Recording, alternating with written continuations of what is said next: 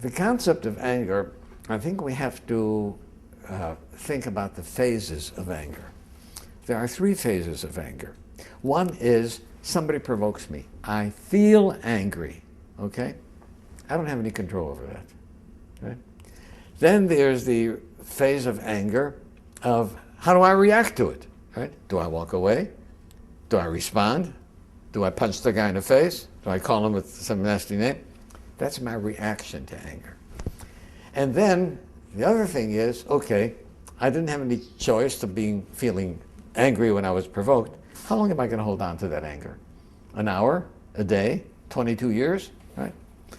So in order to keep things straight, I give these three phases three different names. The feeling of anger, I call anger. The reaction to anger, I call rage. And the hanging on to the anger is called resentment. Right? And then if you clarify it, I say, okay, I can do nothing about my feeling of anger other than perhaps take some things in perspective. Right? One of my father's teachings that helped me a great deal was that when somebody did something to my father which should have provoked anger, my father would say, you know, what he did was so foolish. If he only knew how foolish it was what he did, he wouldn't have done it. So, you know, I feel sorry for that person for being such a fool. But if you feel sorry for a person, how can you be angry at him? You know, I feel pity for him. Pity and anger doesn't go together.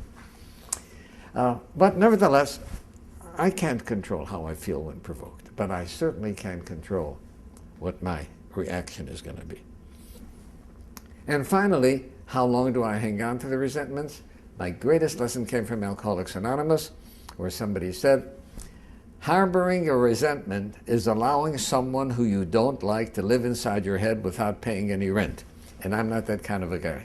I'm not a nice guy like that to let somebody else pay. So AA helped me get rid of resentments.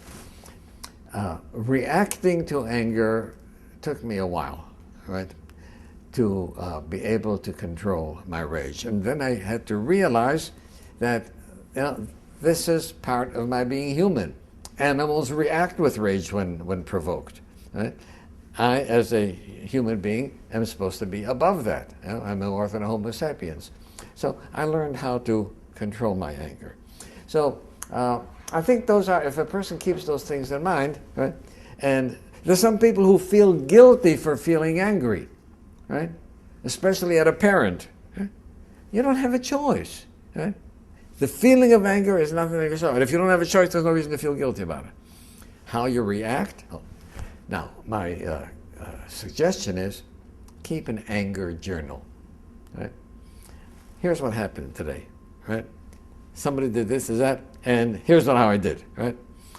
Then at night, you see, at the time that I'm provoked, my thinking isn't clear because I'm under pressure to respond.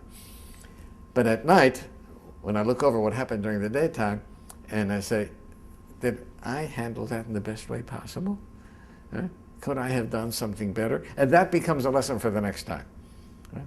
So I think keeping a journal about anger and how we respond to it is an excellent way of learning, because ultimately, if I am enraged, it doesn't hurt the other person as much as it hurts me.